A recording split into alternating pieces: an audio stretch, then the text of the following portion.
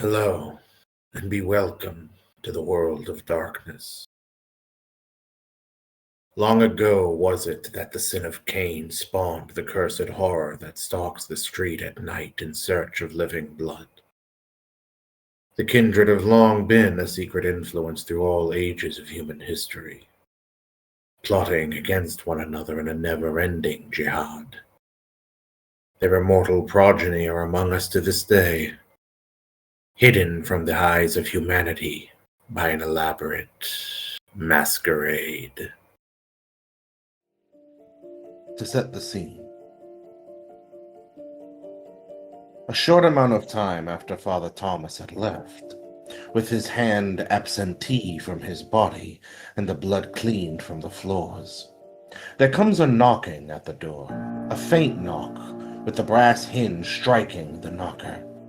With the servants out, Rebecca is left to attend the door herself, where she comes face to face with Peter Harker, her newest ghoul and servant. As usual, Harker is dressed as she comes to somewhat expect, though running toward fat despite being towards early middle age, with distinct signs of a double chin forming, his suit is nonetheless clearly expensive at some point in the distant past, but shabby and somewhat ill-kept, fitting somewhat poorly on his body.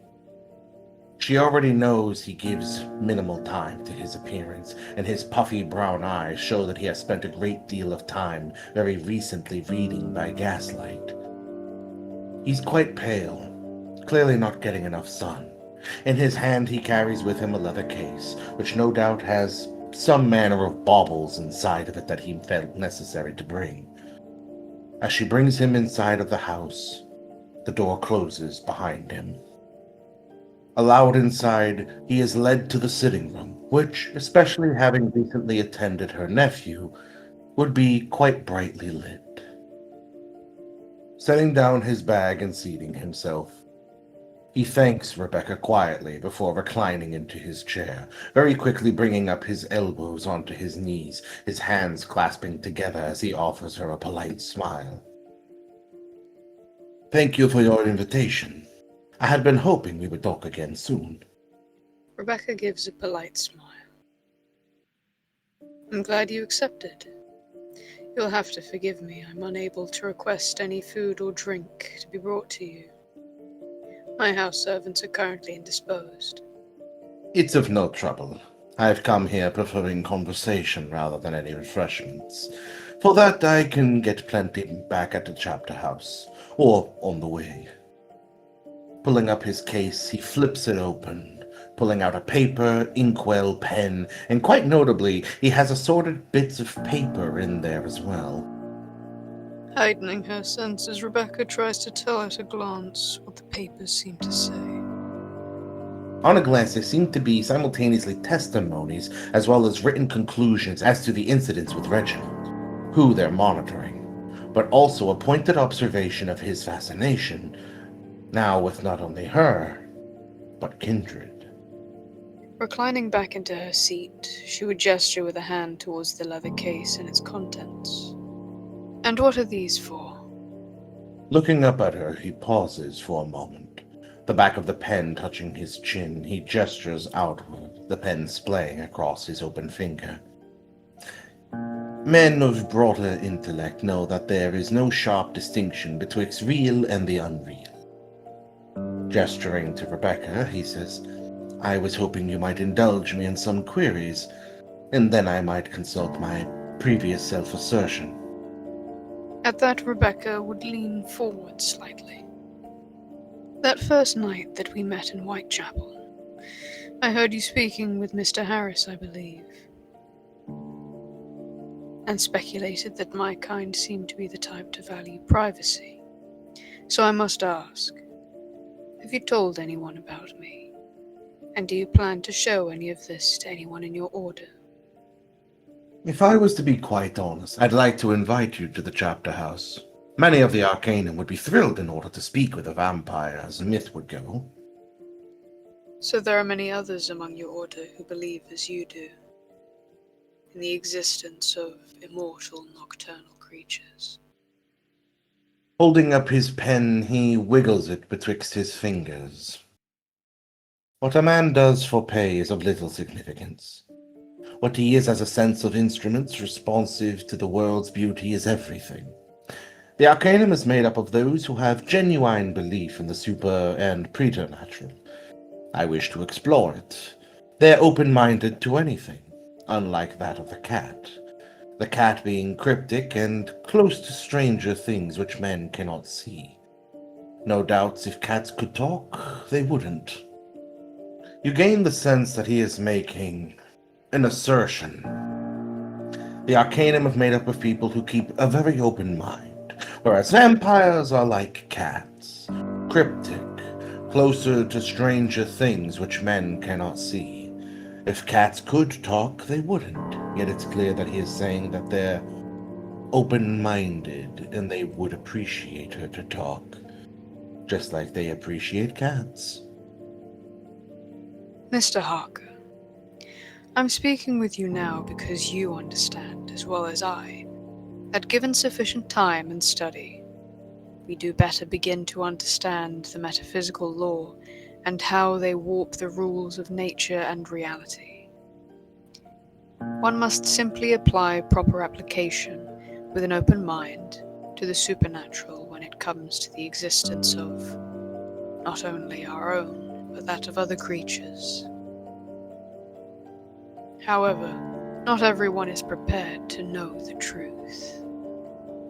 Only a select few, which is why I'm speaking to you now. Of that I am deeply appreciative. Just as you say, good and evil, beauty and ugliness are only the ornamental fruits of perspective, whose sole value lies in their linkage to what chance made our fathers think and feel, and whose finer details are different for every race and culture. I have no fear of pre-Christian superstition. There is a realness to this now, to my engagement and interaction with you. There is a realness to that, and to that I am excited and fascinated, and I wish to know more. For instance, what is it that substantiates and sustains you? Or what is it to grapple with the idea of eternity? In that case, I think I would propose to you an arrangement. You have an interest in this man who wears ill-fitted suits, the one who sparks your curiosity. I also have an interest in that. If you were to help me in that regard, I may give you some of the answers to the questions that have been plaguing your mind. And perhaps more. I will confess I had fully intended to endeavor in that matter regardless, but I suppose now I have no room but to accept. From last we spoke, has any more been learned on the matter in that regard? Very little at present. There hasn't been another reported attack, as it were. Though I have inquired a bit more deeply and looked into old mythology, finding that a great deal of mythology related to kindred tends to stem from that of the Middle to Eastern Europe, particularly with fanciful tales sprouting from the likes of which are the Carpathians, and to a degree somewhat beyond, but every culture seems to tackle it in a slightly different fashion. Even to the streaks of Italy or the coasts of North Africa, understanding is important. I have found that if I were to truly wish to interact with this, which I do, I might begin my research in central London, possibly the British Museum, or perhaps somewhere in Mayfair. I may suggest specific locations that you may be able to find him at. However, at least for the moment, I do not wish you to approach the man. Then that would seem to be a very poor trade. I only wish to ask him some inquiries. There is something else that I'm seeking to gain from him, which is why I would ask only for you to look into him, observe him, as well as his surroundings, and that with which he interacts with. Do this for me, and I will answer your questions. Your kind seem to exhibit very curious socio-political stances, it would seem. Rebecca would give a slight smile.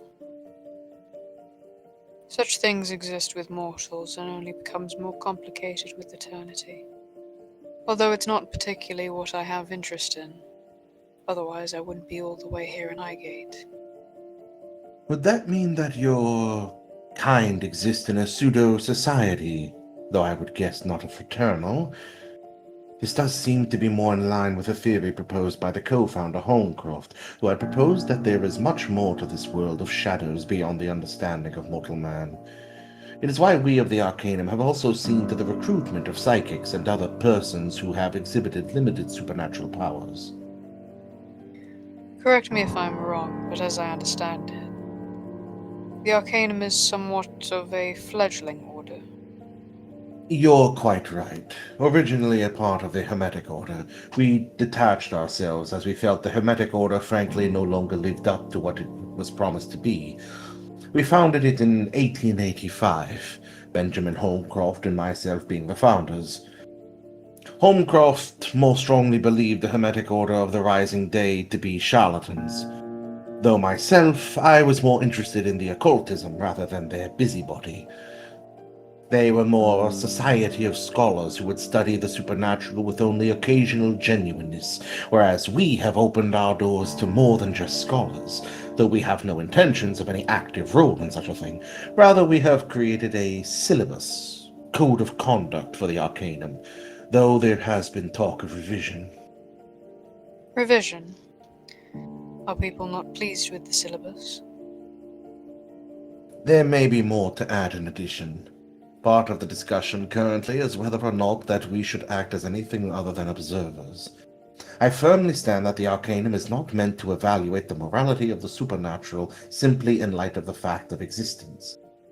Nor do I believe that any action against the supernatural based on a predetermined system of ethics should ever be adhered to. We should exist strictly to learn and study. And where does the co-founder, Holmescroft, stand on that?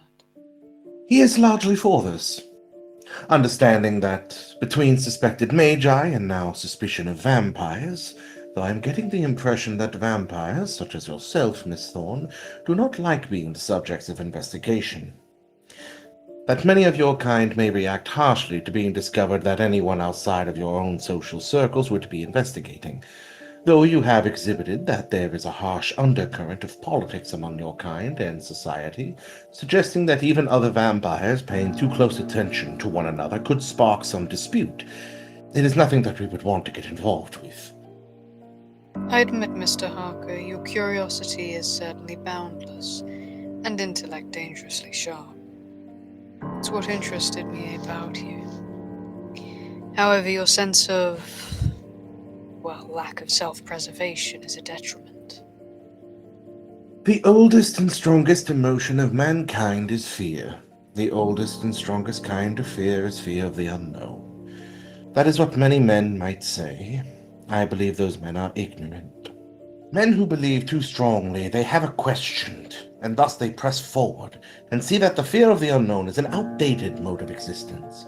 Only by striving bravely forward will that unknown be understood, and with that understanding, greater knowledge. After all, if religion were true, its followers would not try to bludgeon young men into artificial conformity, but would merely insist on the unbending quest for truth, irrespective of artificial backgrounds or practical consequences.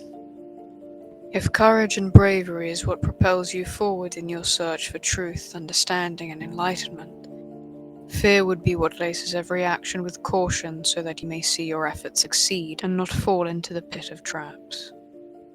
My sincere apologies, Miss Thorne. I meant no offense. And I mean no offense when I say that seems a very bitter and bleak outlook upon the pursuit of knowledge and understanding of that which is supernatural. For me to be bitter is to attribute intent and personality to the formless, infinite, unchanging, and unchangeable void that is the supernatural world of existence. We drift on a chartless, resistless sea, so let us sing when we can and forget the rest. When researching and studying into the supernatural, the possibilities do seem boundless. The knowledge to be gleaned and the mysteries to be uncovered in the pursuit of truth. If one knows how to take the path to find the answers that you want. And in the way of paradoxes is the way of truth. To test reality, we must see it on a tightrope, But instead of the varieties becoming acrobats, that we ourselves can judge them, we too walk that fine line when we go down that path. Pushing himself up and setting down his book, he holds up his hands. I understand, Miss Thorne, that you have a need to impress this upon me, though I believe, just as in religion, neither morality nor religion come into contact with reality at any point. Keenly observed by learned man Friedrich Nietzsche, that all things are subject to interpretation. Whichever interpretation prevails with time is a function of power, true power. Neither of us is entirely incorrect in our observation, though you are more familiar with your kin, and I'm more familiar with mine. Yet it is my deep desire as a learned man to put off superstitions of less knowledgeable men so that I might pursue and understand the supernatural, including your kind, being vampires, whom are a subject of great interest. In truth, since our meeting, I have hardly been able to go a single night without thinking of you intently, and noting down every observation and every thought. I have even been determined that on that night where we met at the inn, a short distance from this house, that I developed a very keen obsession with you, Miss Thorne, one that I believe to be supernatural by nature, though I have not yet discerned entirely the way in which it has come about. I do not reject it, for I have no reason to fear it, just as a man does not know how to describe noise unless it is through poetry or madness. Neither does one know of a thing until they have learned it, studied it, experienced it, if that is what it need be. Otherwise, it is attempting to describe color without merely stating the name of that color. Rebecca gives a smile. I'm deeply curious, Mr. Harker, how your perceptions may shift in time.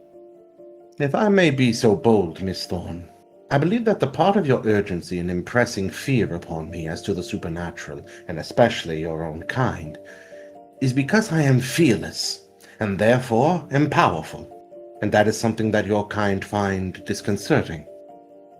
In a manner of speaking, though perhaps not in a way that you might think. Then that is something I will have to learn. Just as I have said that I am keenly aware that, in the words of the novel The Modern Prometheus, I am aware there is something at work in my soul which I do not understand, but that inspires in me no horror. For unlike the falsely portrayed learned man in a novel meant to entertain masses, I am a rational man of learning. So I ask, might we explore that and leave this posh of fear and conspiracy at the door? I am deeply flattered to be in your company, and I would like to enjoy that time to learn you better. Rebecca gives a gesture of the hand back to his seat. In that case, Mr. Harker, please do retake your seat. And also, as you do so, there is a box on the table next to you. Please bring it with you. Of course. He gathers the box into his hand and pulls it upward, as he also gathers his other things to return to his seat. He offers it to Rebecca first, as she requested it, though when he does offer it to her, he gets the impression of looking it over, pulling it back to examine, his thumb running over the top. Rebecca leans forward, placing a gloved hand on the box, and not saying anything, but looking to him as though to say, "May I?" and requesting he let it go. He allows her to clasp it, but holds on to it a moment longer to get her attention, and then allows her to take it without resisting. There is something peculiar about that box. May I know what it is? Inside it is the answer to what it is that is at work inside your soul. And I suspect that it is not something you will tell me for the time being. Another mystery. It does make me recall some of the members of the Arcanum, those who are possessed with limited to supernatural gifts. Some matter vehicle for their supernatural power. He brings a hand to stroke his chin. Curious. He then glances to the nearest window and mutters, "Are you aware, Miss Thorne, that Highgate has a significant reputation as a place where the dead wander?" And did you know that among those buried there happens to be, I believe, an Irish nationalist that was actually buried there on accident, rather than the police officer that was meant to be there instead? In fact, the grave even has the wrong name. Yes, I am aware of that. There is also a spirit there who is quite old, bordering on ancient by comparison to many of the others buried there. One who still regularly wears a suit of armor and is frustrating to get to open conversation. That he is. He suddenly gives a smile. She can see from that expression pieces are being put together in his head. Perception, empathy. By the expression he exhibits, he is asking cherry-picked questions approximate to the questions he wants to ask, so to in a roundabout way get answers from her. From her answers, he's managed to conclude that she is aware of spirits, she is able to interact with them to some degree, and that her haven might be chosen in this area for a reason, putting these things together and wondering what their correlation is. The man, if nothing else, could be quite an exceptional scientist if you could get him to focus on the science of the world rather than the supernatural. I should be deeply curious to have a proper conversation with you, Mr. Harker, after you finish your business with the man in ill-fitted suits. I would even allow you to open that box. She taps the lid. Would it be rude of me to ask what his name might be, and where it is I might find him? As clearly you are familiar with who this gentleman is. She offers a polite smile. His name is Reginald Moore. You will have most luck finding him at either John Straw's Castle or Speaker's Corner. She gets the distinct impression that pieces are coming together in that illusionary puzzle within his head as he considers what she's told him. Though very little, he seems to glean something from it. As though from the expression on his face, something seems to make sense and satisfy him. And Mr. Harker? Yes? Not a word of me to the Arcanum. Miss Thorne, may I ask a question? I assure you that I will respect your wishes, but I do have a question, if I might. She gives a nod. Are you gifted with magic by any degree? Some manner of sorcery? That is a question that I will answer after. I suppose I will acquiesce. Again, it's clear that things are making sense. The wheels of his head just aren't seeming to slow down at all. How vexing.